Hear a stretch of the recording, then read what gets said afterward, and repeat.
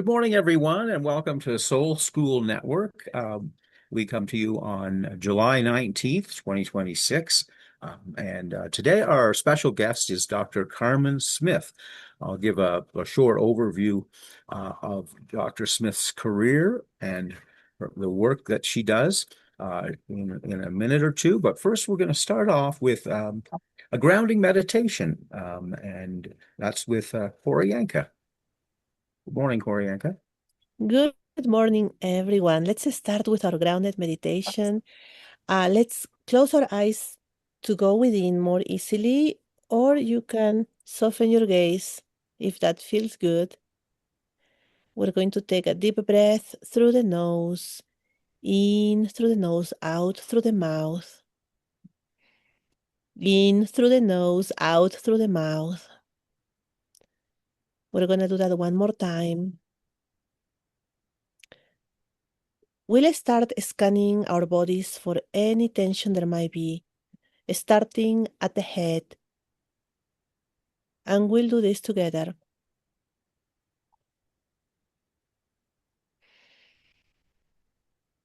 We'll just observe without making any meaning out of it. Scan the crown of your head,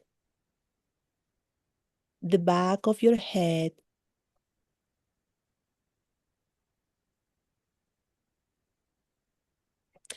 your face and neck,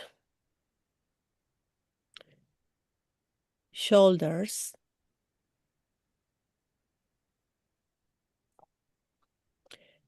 one arm and then the other, all the way down to your hands.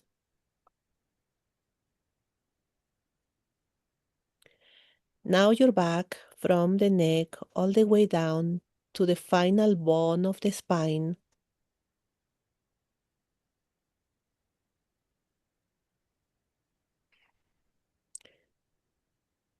You can focus your attention now on your chest and your abdomen. Are there any sensations so far? Any muscle tension?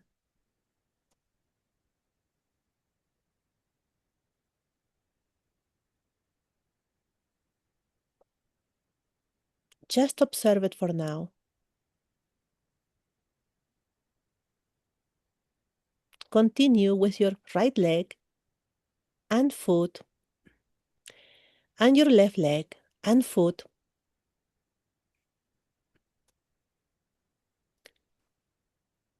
Wherever you found tension, let it go gently by visualizing that it is a white cloud that slides down your body all the way to your feet,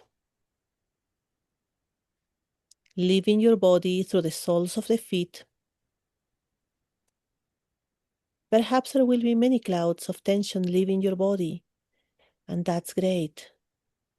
You're letting them go. You can feel good about it. Once tension is out of your body, it will be gone and transformed into life-giving energy.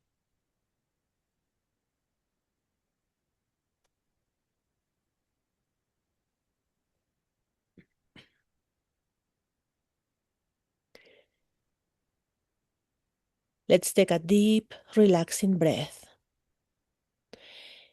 In through the nose, out through the mouth. Let it feel good. You can stretch your body and make sure you are comfortable wherever you are. You are a beloved child of the earth, deeply connected to her. Notice how your feet are planted on the ground, either physically or energetically at all times. Feeling the earth with the soles of your feet. Feel how your energy grows and extends itself from the soles of your feet towards Mother Earth. You are growing energetic roots that go into the moist, rich soil under your feet, uniting you with the mother, receiving nourishment and love from her. The more your roots extend and go deeper and deeper into the earth, the more you feel deeply grounded and held in love by Mother Earth. Stay present in this moment.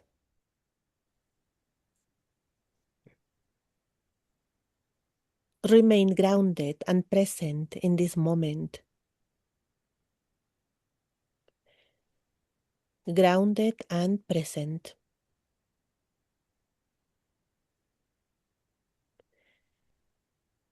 Grounded and present.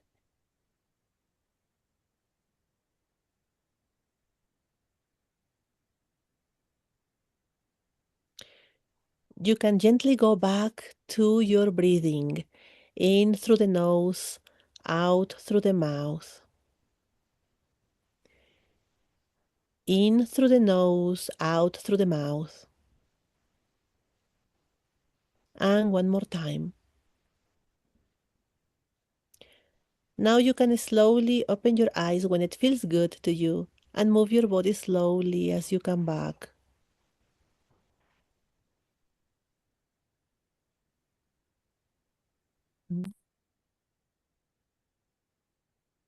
Thank you so much, Corianka. That's just such a great way to start things off. And I can see everybody is in the spirit of things now. Welcome, everyone, to Soul School Network. My name is Greg. Today, our guest is Dr. Karmen Smith. I love her tagline. It's just six simple words: clinical wisdom, spiritual guidance, and transformational healing. For more than 25 years, Dr. Smith has helped individuals in her practice as a licensed clinical social worker, a trauma specialist, and a spiritual guide. One way she does that is to create a sacred space where she says healing happens on every level. And by doing so, she's able to help her clients work through changes in their lives, relationship challenges, grief, trauma, and much, much more. She'll, of course, share much of her story with us. And Dr. Smith is also an author, I should mention. So we'll make sure to mention her book. Welcome, Dr. Karmen Smith, to Soul School Networks. Nice to have you here. Thank you so much, Greg. And thank you, Sue, for finding me in the dust bunnies of the closet of social media. Blessings to you. Yes, it's really great to be here. I'm in deep gratitude. Thanks for having me.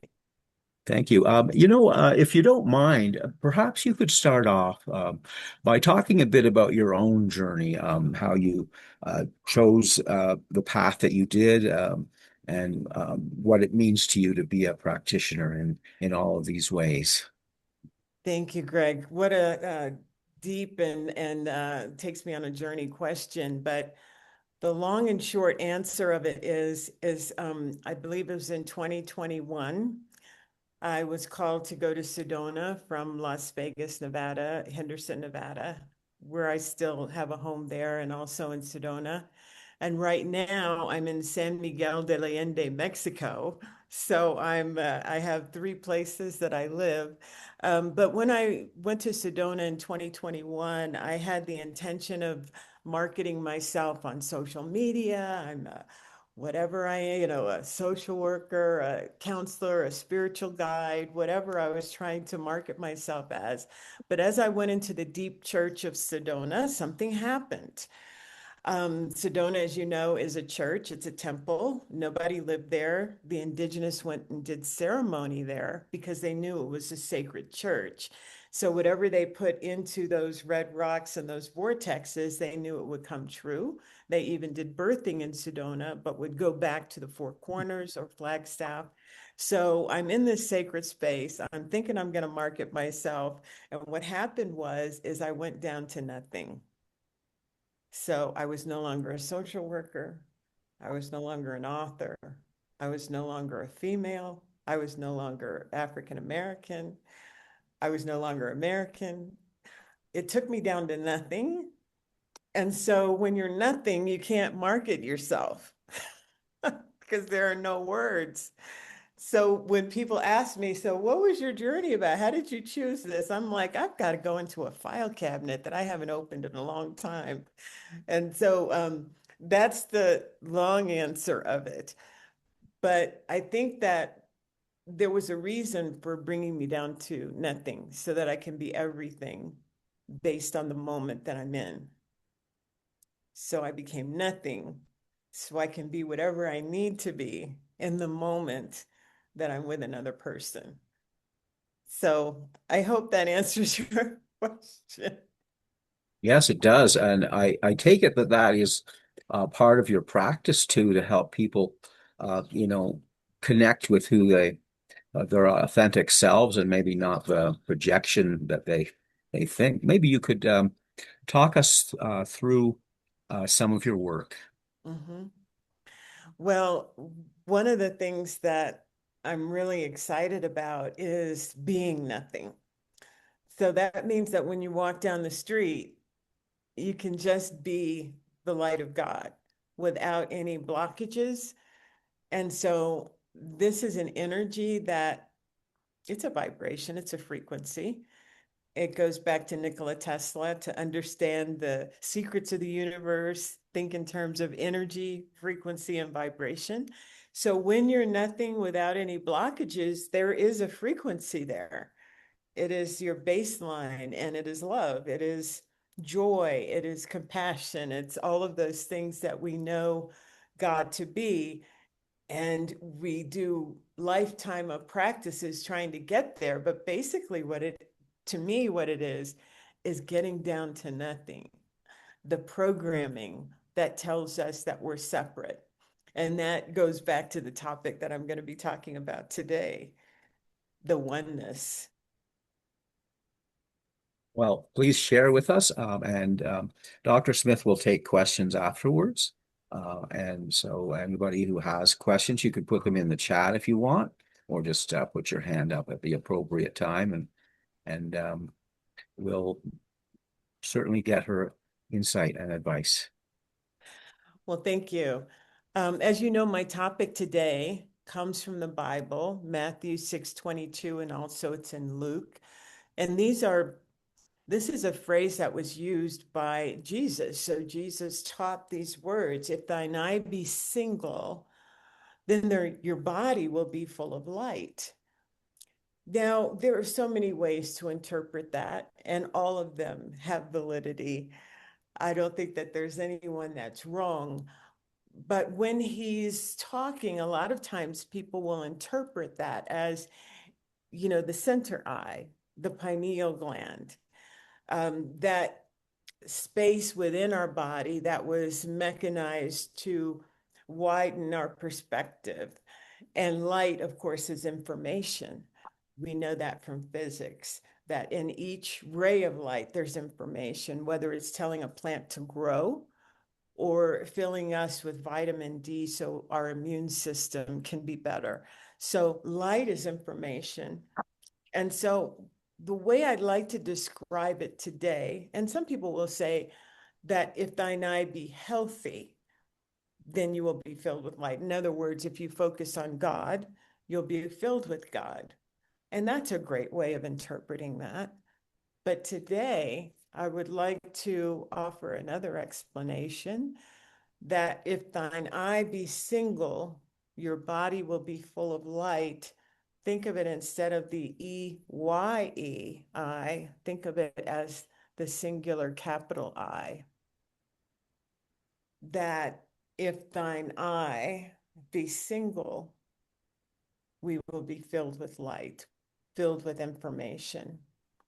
So it has to do with identity.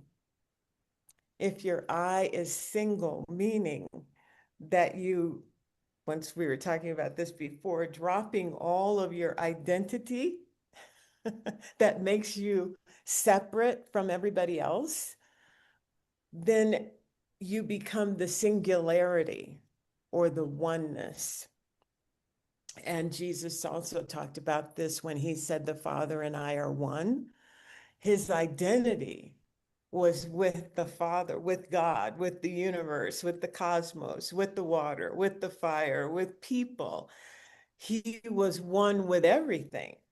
And so if your I is single, meaning that there's only one here, then your body will be full of light. Your body will be full of the information that all of that cosmos has that we don't have room for if we have labels and divisions and things that separate us. And so I'd like to take you on a journey that can illustrate this. It's also a practice that you can use. I believe it's very practical. And so I'll start with a real life situation that happened in December 2024. And this really solidified this teaching for me because, as you know, spiritual teachings have to have an experiential component for a person to really understand. Oh gosh, I get what that was. Oh my God, you have to have that experience, right? So in 2024, I had an experience of exactly what I'm talking about. And some people will call it a mystical experience, but I don't know. We don't need to label it. It was just an experience, right?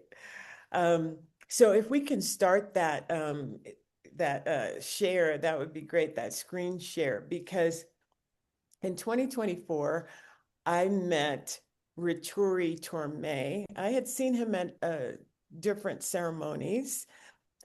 He is a medicine man from Mexico. And I met him in Sedona. He has a retreat center there. And he was going on a medicine pilgrimage with about 8 people. And there was a cancellation. And at the last minute, he was like, "Do you want to go?" And I was like, "Oh, sure, I'll go." I didn't know where they were going.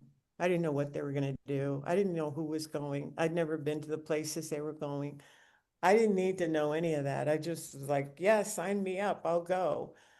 2 weeks later, we're in Mexico, Puerto Vallarta, and we're going on a walking pilgrimage to different sacred sites and taking a boat ride to Yolapa. Are we able to share that screen? Almost. Okay. And because I'd like to show you a picture, if I can, of the medicine people that were on that trip. And this is the Waurika tribe. They're in the Sierra Madre Mountains there, and they decorate their regalia with embroidery. You can see the embroidery there. Thank you, Susan. I'm right there, but you can see the medicine man and the one medicine woman that was with us. And we had a couple of other from the tribe joining us. Yeah, and you can just play that through. And then there's the, as we move to the next one, it moves on its own, it just plays. And this is taken in Yulapa. You can see the ocean behind us. It was a beautiful, you can just push play. Oh, it's not gonna play. Okay, okay. And they were going to do a peyote experience later on. When I met the 8 people, they were from all parts of the world, actually. There they are right there, with Rituri right there in the space. And so these 8 people, this is my first time meeting them. We went to petroglyph sites and all of this. The first day that we met, we set a tone where we would meet before we went to bed each night, and we would talk about the day or talk about whatever we wanted. So the first time that I met them, we went around the circle and I said, all of you are different aspects of my personality. So they are all aspects of my personality. Now, can you imagine somebody saying that? You just meet them and then you're like, you're all part of my personality. What I came to find out was all of these 8, 9 people were there because they were healing from some type of trauma. Now, I came because there was a cancellation. I had no idea what the makeup of everybody was. And I was able to find out after being with them for a week and a half, basically what kind of trauma they were healing from or what kind of blockages they were healing from. Remember, I'm nothing. So I knew that each person there was aspects of my personality. Now, what does that have to do with oneness? That has to do with oneness because as long as you see someone as separate than you, then you are not part of the wholeness of God because you've separated yourself. And so this is a practice that anyone can do whenever you're with another person. Instead of thinking, oh, that's another person, you say, well, that's showing me aspects of me. Even if it's aspects of you that you're healing from or that you recognize, um, it's always a good practice to say, yeah, this is my mirror. So number one, there was a woman that was all about justice. She had family members in Gaza at the time. This was 2024 when they were being bombed. She was trying to heal from the extreme anxiety, the extreme social justice that was not being done. And she was feeling extreme anger, extreme fear about that. And I was like, that is me. That is a part of me. I have that in me too. Humble. There was another one that was deeply humble and deeply sweet and kind. And she was actually a doctor. You would never know about her accomplishments because she didn't speak about herself. I was like, oh my gosh, that reminds me of me. There was also the transformer, the way shower, which was Rituri, our leader and spiritual leader taking us through the pilgrimage. And there was the wounded inner child. There was a person there that that I was like, oh my goodness, I see where that's coming from. So it's recognizing all parts of yourself and not in a judgmental way. It's in the most loving way you can imagine, the most loving way, because the way we heal is to take that inner child and just go, "Mwah, mwah, mwah. I love you. You're okay. You're safe. You're wonderful. You're loved." Not to say, oh my God, it's horrible, So it's loving all parts of yourself. There was another person that was the analyzer. I do that. The impulsive one, so much fun.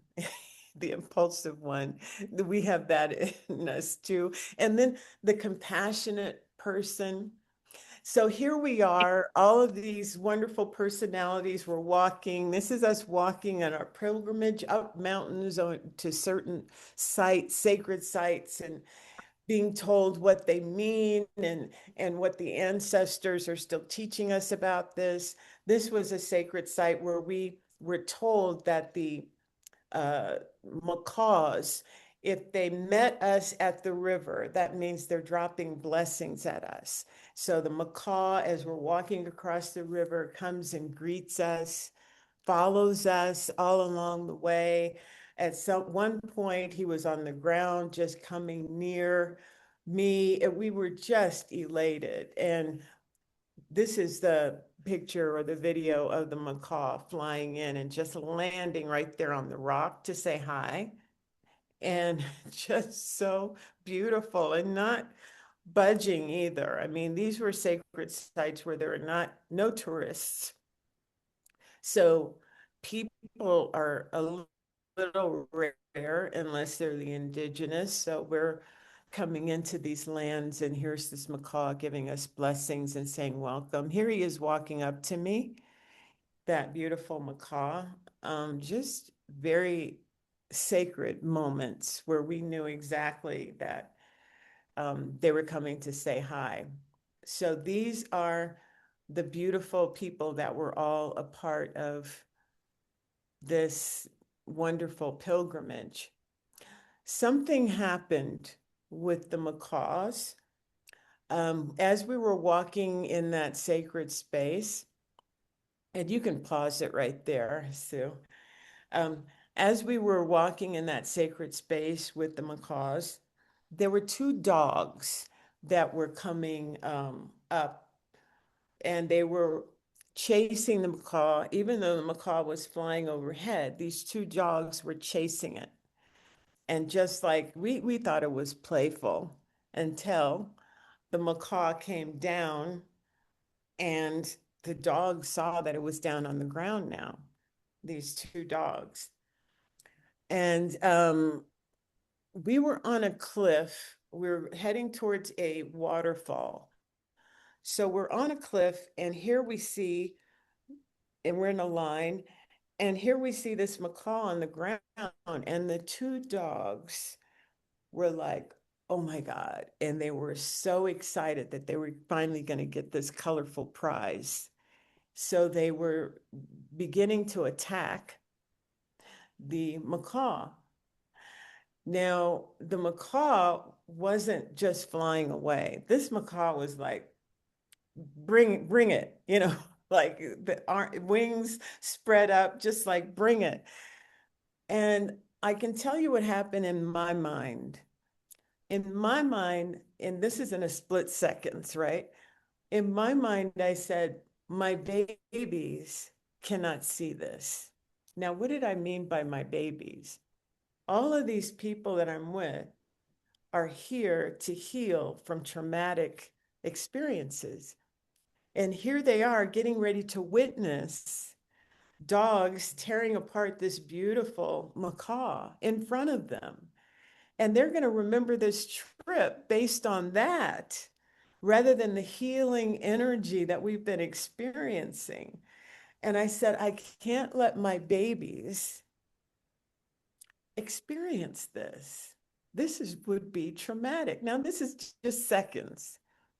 The next thing I know, I don't know if you've seen Doctor Strange, but in Doctor Strange, there's like this fire circle. And inside that fire circle, he can jump to other dimensional spaces. And so what I saw was kind of like a fire circle. And the next thing I know, I'm halfway down the cliff holding one of the dogs so it won't attack the macaw. Now, this happened in seconds. My thinking logical brain was not activated during that time. The only information that I was receiving was about care, compassion, love, protection, nurturing, all of those components that are God. And then I held the dog until the macaw was able to fly off. And then I let go of the dog. And the next thing I know, there was like a hand, and people were trying to get me up off the cliff. It was pretty vertical. And I couldn't have gotten off the cliff without a part of my personality that was very caring and compassionate and brave, which was, his name was Richard. And he came and, was telling me how to go. Rituri, the way shower, was on this side and saying, I think this side is safer. Remember, this is all me in different aspects of people. And then Impulsive came almost flying down the hill trying to get me. And we stopped him. So we're saving him. We're getting back up on the thing. And now I'm on solid ground, and we're trying to process everything that just happened, because it was like that. I made sure to go over to each person and let them know that I couldn't have done it without them, except for the logical person. I told them if I was logical, I would still be up there. I didn't, my logic had to stay up there. But I went to the social justice person who was saying, she said, I froze. I said, no, you didn't. We did this together. I could not have done it without you. I went to each person and I told them, as they were saying, Karmen, I don't know how you, I said, well, I didn't do it. It was us. So the I became we, the I became us, the I was singular because I did not separate myself from everybody else. And I couldn't have done that without everybody else. So the totally integrated self is powerful, where you have integrated your inner child, your toughness, your anger for social justice, all of those components within yourself in this loving capsule is filled with information as to what to do. So once your I is situated, once your I is identified, the information will come and you will do. I don't know if you've ever heard this, but the mother tells you who you are. You are a child of God. You are wonderful. You are wonderfully made. You are created in the image of God. You are just beautiful. I love you, love you, love you. And then the Father tells you what to do. So your identity comes first as the one. And then the information is downloaded and you do. So this is when I see the I being the singularity, that's where the power lies. When the I be single, your body will both be filled with light. The other component is that I am is the only name that God gave himself. As you know, the story of Moses in the burning bush. Who are you? I am that I am. So if I am in a group of 9 people, and I can say, I am that, I am that, I am that. And if we can all do that, then we have cured the division. We have transformed the separation. And we are back to the singularity. And it is as if we have never left, because we won't even imagine what was that before? Competition. I've got to be this and I've got to do that and I've got to, all of these expectations. So coming back to the singularity, all you need to know is who you are, and everything else comes from that. So you can truly say, I am that I am. Thank you.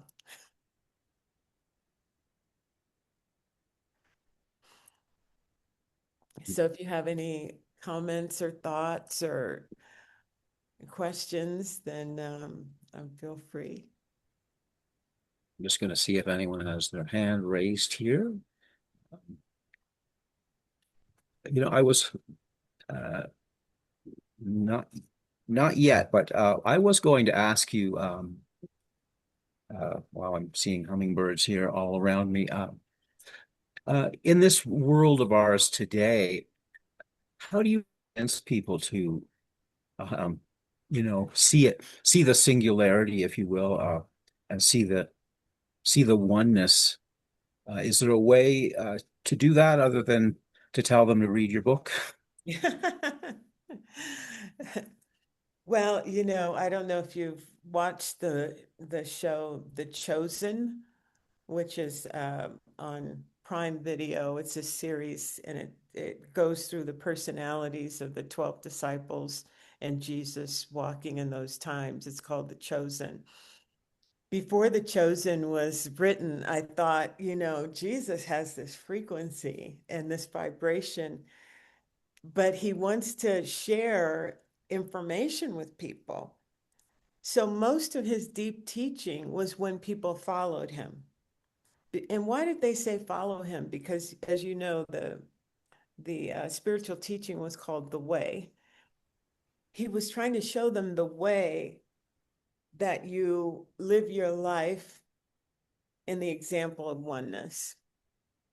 Because you can't really do it in a teaching, a sermon. And you can't really look at it in a book. You can't even go to a workshop. What you do is you follow a person in everyday life. How are they when, how are they when stuff happens, when you don't know what's happening and you don't know what's going on? What are they like when the Romans are like killing people and hanging? I mean, how is his mood? And what is he teaching? And how is he walking? And when we don't have any money, how does food show up? How does lodging show up? And so he wanted to teach that way, where people actually are being shown what that's like. And that's where the true teaching happens. And in The Chosen, it's so funny because everybody has these strong personalities and everybody is like doubtful. And Jesus is just, being so calm and so loving and when they're fighting and everything. And he says, yeah, you're supposed to forgive 70 times 7. And the disgust that they have with that teaching. But that is really the way. I really don't see anything changing until you have an experience. Everything is about an experience.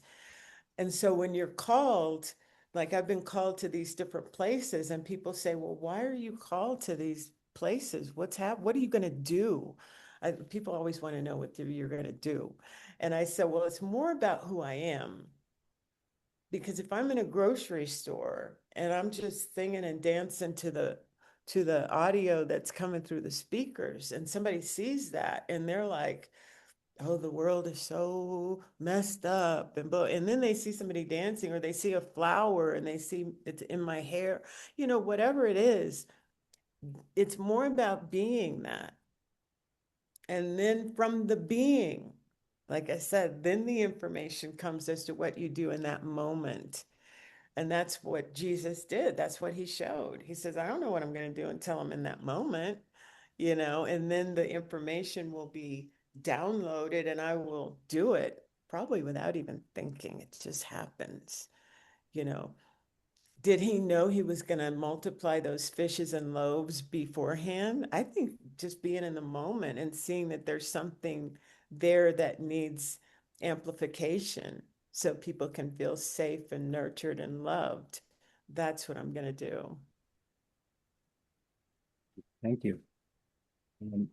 Michael, I don't know if you're prepared to jump in here, but you've talked about the idea of us being one in the past and maybe through some of the teachings of other ascended masters. Would that be safe to say? Curveball, curveball. That's a good one. Um, Actually, what I was thinking about as you were speaking was the aphorism, deny yourself, pick up your cross, follow me. And the deny yourself is the getting rid of the thousand I's to bring it into singularity. And picking up your cross is the elimination of the egos, getting rid of the stuff you're carrying around on the soul's journey. And follow me is all about understanding the teachings, understanding the love and the compassion and the singularity as you've described it. And that just kept thundering through my mind as you were speaking. Deny yourself, pick up your cross, follow me. And that's really an esoteric teaching, and really stems from Samael Aun Weor, who wrote so many books on spiritual undertakings and Gnostic teachings, right? Gnostic. So Gnosticism was what Jesus was really part of, the Essenes, and all of that information that's essentially been kept from humanity. And it's been kept from humanity on the basis of we don't want no singularity here because we need to have everybody thinking that the world is about competition and that the world is about achieving and success. And this is what gets everybody confused. And the chaos ensues by virtue of no inner journey. And that's what it is. There's no inner journey. And people are prepared to take a construct of what life is supposed to be. And then what that is just expectation, like full on. So your life is continually one of expectation. And sorry to tell you, it's a mug's game. You're going to lose. It's not going to work. And and I think Greg's question is more like, how do you get people turned on to an inner journey? How does that work? Because you can't make anybody do anything and you can't convince anyone of anything. It's a mug's game again.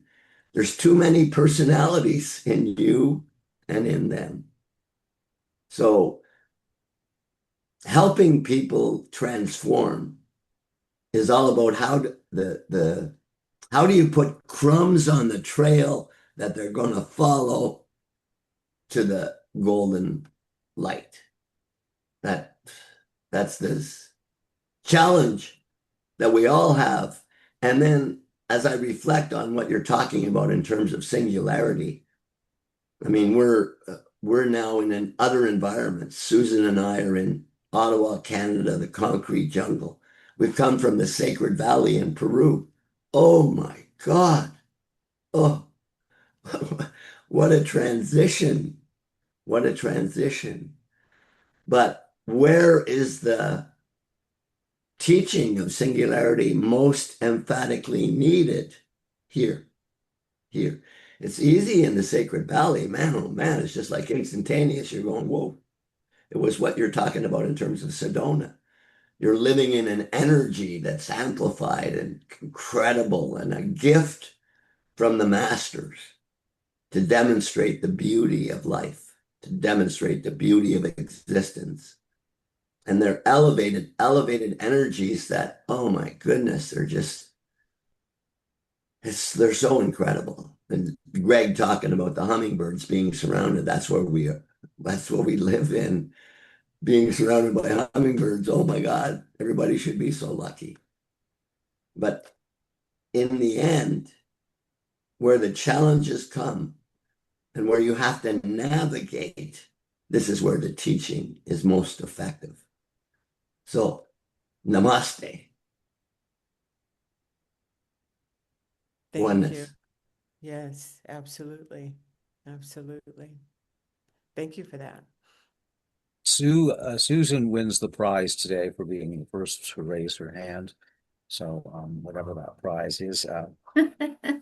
Sue, you've been reading Dr. Smith's book, I think. What would you like to share? Thank you. Thank you, Dr. Karmen. Yeah, I read your book a few months ago and now it lives in me. And I'm so grateful for that. There's so many books on the I am, and you say it in a way, that shone a light in the corner of my mind that, hadn't before. So I'm deeply grateful for it. And what I think might be important that I want to share about that book is the five-pointed star. And it shows up in my mind in terms of navigating circumstances that life presents. And for example, I have a conversation that will be coming up in August that I know will require courage. And for me to be who I am and all the aspects that are there that want to show up can be embraced through the five-pointed star. And I will start the conversation with love, and there will be compassion, there will be gratitude, there will be acceptance, there will be trust, and it will be wrapped up in love. The five-pointed star will inform this conversation and will be the template and the guidance that I need. I don't need to be planful about exactly what needs to be said, but those principles will guide it so that I can have the courage to give an authentic message, also one that demonstrates harmlessness, you Mhm. know? And so I just wanted to say I'm so grateful for that Mm. teaching, Dr. Karmen. Oh, thank you. Oh, thank you. That's wonderful.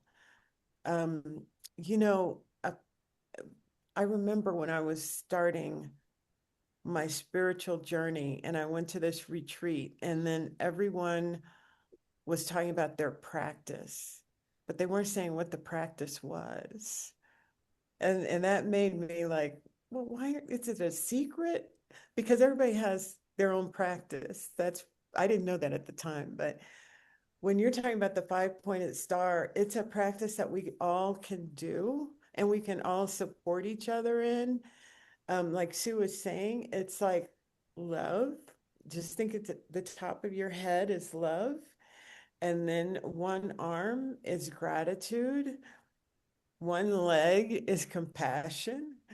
The other leg is trust. And then the other one is acceptance. And it doesn't have to be in any particular order, just the way that you perceive it and the way that you want to use it. But it's a practice that we can all do. And I remember one of the best compliments I ever got was that somebody said, you know, Carmen, the difference between you and somebody else is that you really trust the cosmos. It's like, it's a practice. I trust it. And, and then because you practice all of those aspects in different ways, if there's a really, really difficult person that you're dealing with, I just rejoice because I'm like, gosh, what great practice this is. I get to practice this. But if somebody has never practiced anything like that and gone right into judgment and hate and anger, then this makes no sense whatsoever. But I'm just like, yes, I get to practice this because God gets to experience itself reacting or responding to that stimulus. And that's why we went into separation in the first place, to experience ourselves. So how can I experience this in the best and highest light? And the five-pointed star helps me do that. How can I experience this in the singularity rather than in the splintered self, the unhealed self, the wounded self? So yeah, thank you for that. Thank you. And I'll just also say that I love what you said this morning. The mother tells you who you are, and the father tells Mhm. you what to do. Um, we're in a patriarchy, and there's a lot of human doing. And we know that it's a season and that we will return, or the matriarchy will reemerge, and there will be more of this beingness of who we are. And I think that energy supports this, oneness that we're speaking of, this single I is to me part of the divine feminine energy of the truth of who we are. And so blessed be that the pendulum swings here and there, and we will have that energy that will help us to live this truth. Absolutely. I can't emphasize enough that it starts with us. A lot of times we'll look outside of ourselves and say, oh gosh, it's a mess out there. But is it really? It's reflecting back what's in here.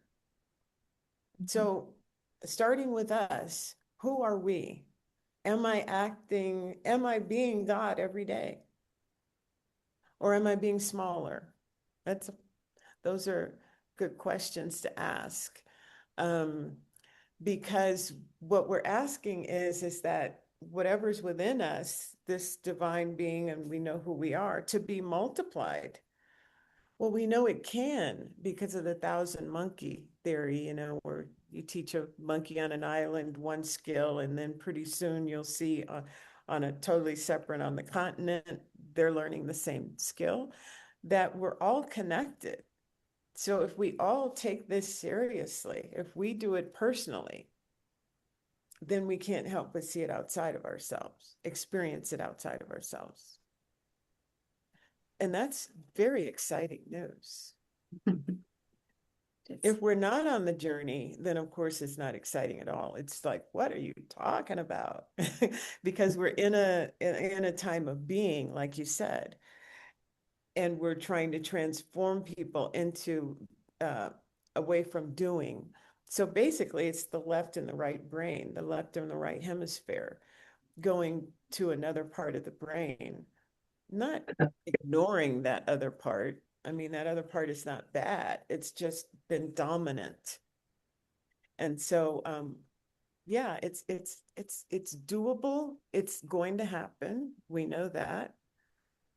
It's just that we need to take it personally. Who am I? Who am I? Are you I am that I am? Yeah. Dr. Smith, John Michael added a comment in the chat. I'm going to read it because our viewers on YouTube won't be able to see this. He says, I love the message you provided when I was reading your book, is that we each have our own journey of healing and returning to the hero within, but so many want to have written programs to follow or adopt to find their light and trueness. He says, I love that you allowed me to figure my journey is as important as someone else's. Mm. Is that a big message in your book? Well, that I'm going to open a file cabinet. This is the file cabinet of working at family and child intervention in Las Vegas, Nevada. So I was with Family Services as a trauma specialist there. And I think I was there for 22 some odd years. And so I worked with abuse and neglected children, child protective services, with the court system, with juvenile justice, with foster parents, with biological parents, all of that, law enforcement. And we're all on a journey. We're all on a path. It may look a little different. We've all experienced different things in our life, but we are so loved. And I think that that is, has always been my message when I was in that system. I would always write court reports that said, you know, they really need love. And nobody knew what to do with that because we're in a system that is punishing, judgmental. And in that system, I'll let you in on a little secret. Nobody gets healed. It's intended to keep you down.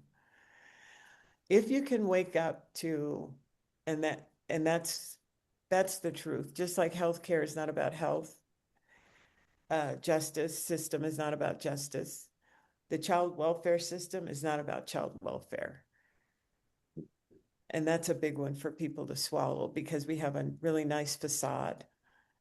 Uh, so getting back to, we're all on a journey. We're on a journey of healing. And once we recognize and step fully into who we are, like Sue was talking about, that's the divine feminine, tells you who you are, and you accept that and you embody that, that is the energy that heals. It's not the system, it's not the structures, it's individual people with the frequency and vibration of the Most High, vibrating and connecting to that person that is wounded, that has never felt that before. That's how the world changes. So when you see systems crumbling, give a round of applause. This is not a fearful time to be in. It's a time to celebrate what has never worked for humanity, that it's crumbling. And we're building That's something new individually. that's fantastic. Thank you so much. I'll just open it up one more time to see if anyone else has a question or comment. Oh, Michelle, you're up to bat. Well, I was just thinking about what you said in the beginning about when people see thine eye be single, if they're going to like what they think when they see that. And of course, I thought of the third eye right away. And I was just thinking about how I didn't even know about the third eye when I first started my spiritual journey, which was about 5 years ago. I didn't know nothing about it, the pineal gland or nothing.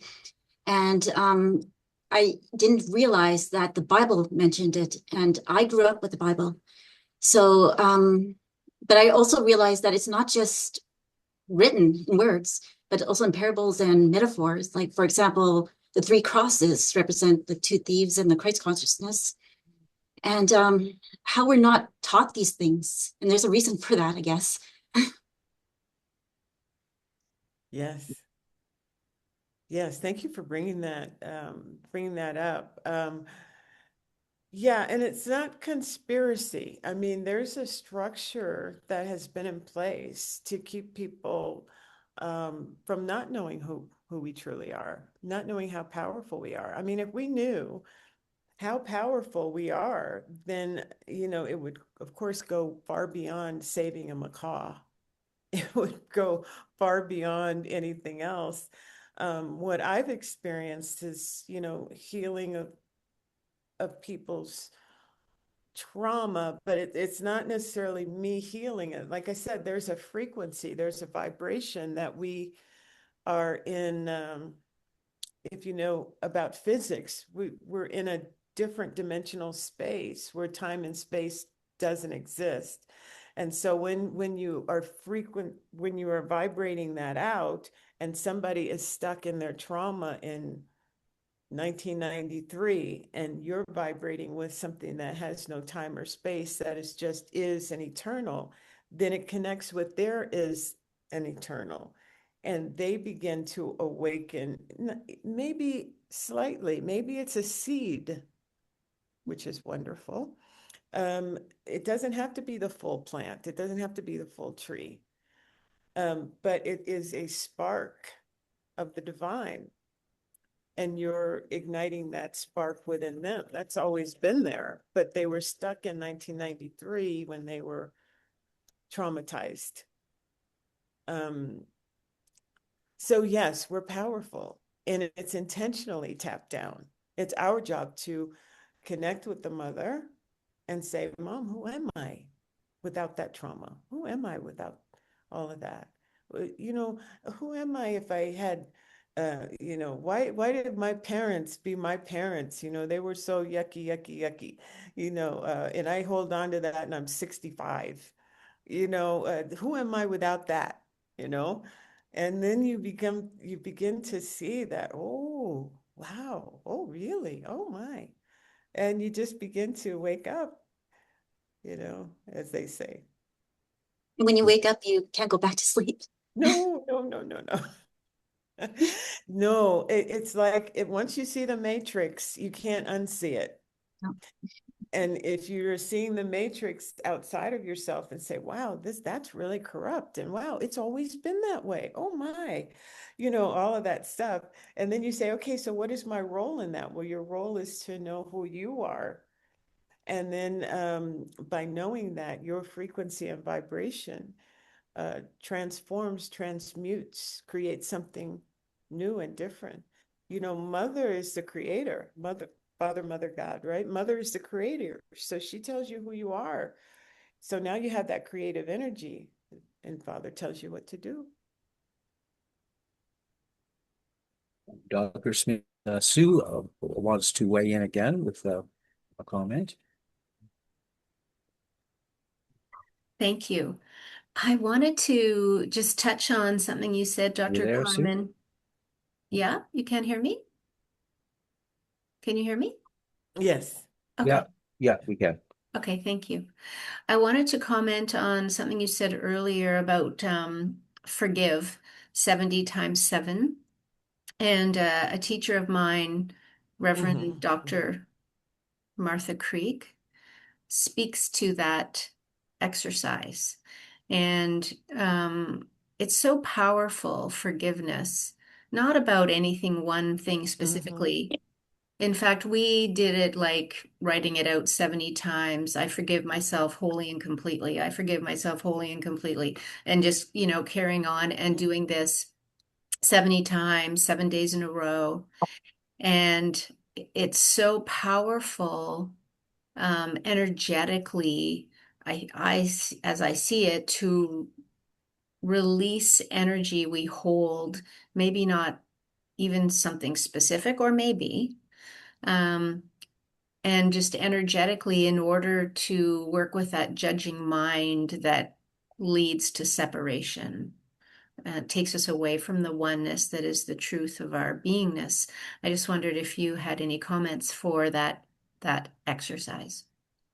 Forgiveness is so key. It is definitely a bridge, several bridges, you could say, on your path, on your spiritual path.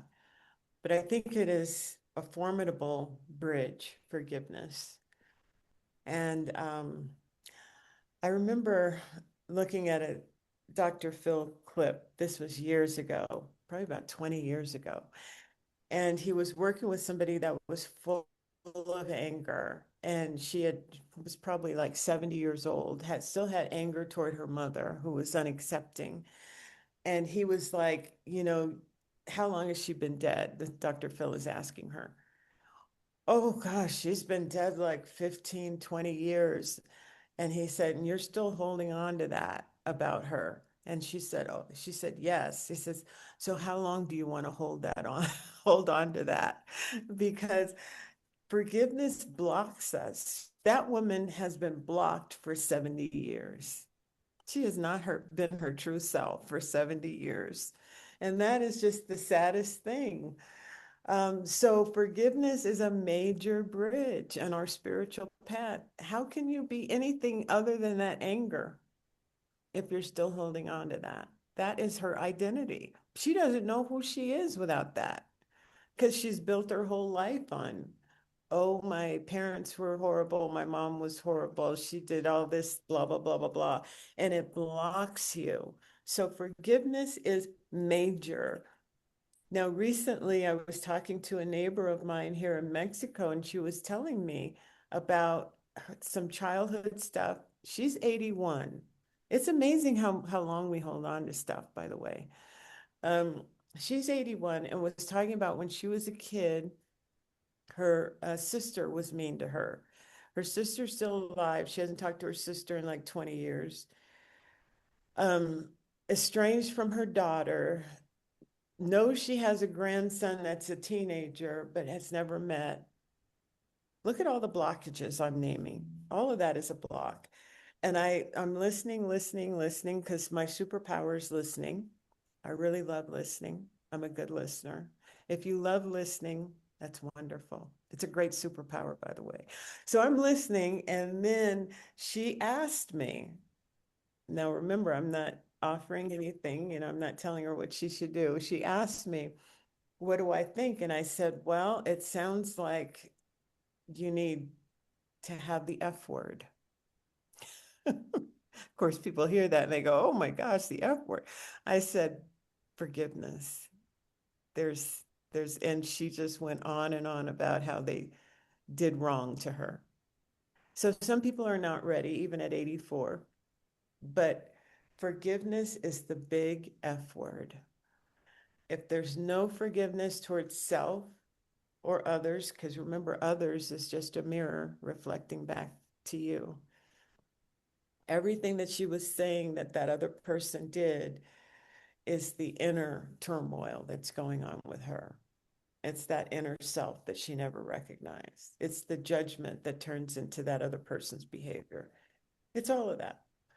So she was just saying what was uneasy within her, what she has not liked within herself.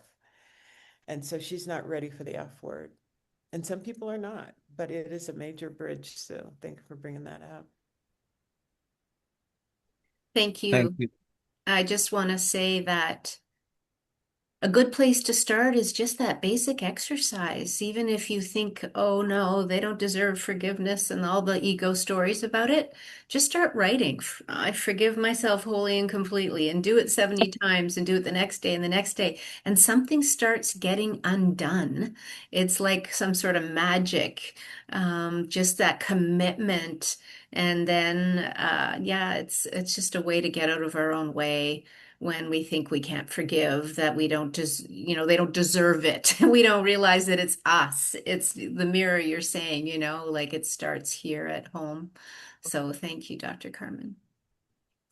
Let me just add, maybe to put a little bit more meat on the bone. Mom is always showing us, it's almost like self-improvement, but it's always showing us what needs to go bye-bye so the Christ can be born, the Christ consciousness. So whether it's people, situations, she's always showing us like, honey, can you look at this? Because it's also blocking you from the Christ consciousness, who you truly are. And she's very loving about it.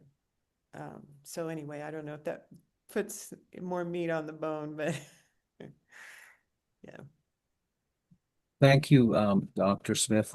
It's wonderful to have you here with us today.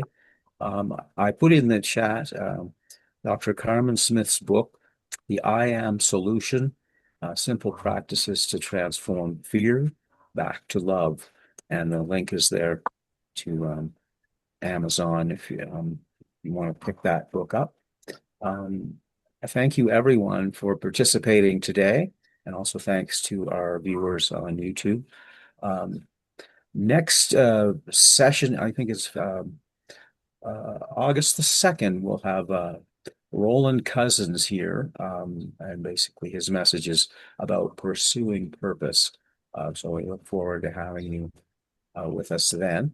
Let's wrap things up today, Sue, with the mantra of unification. I would be happy to share that. I'll just share the page of the Soul School Network website so those others can have a look at it in case they don't know the mantra of unification. Here we go.